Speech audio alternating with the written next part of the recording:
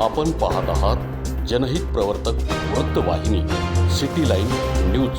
पाहत रहा.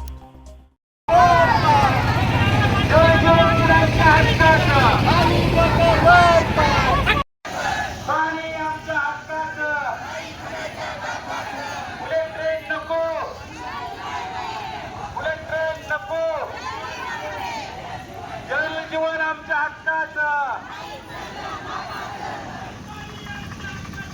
ऐकण्याच्या बापाचं. जल जीवन आमच्या हक्काचं.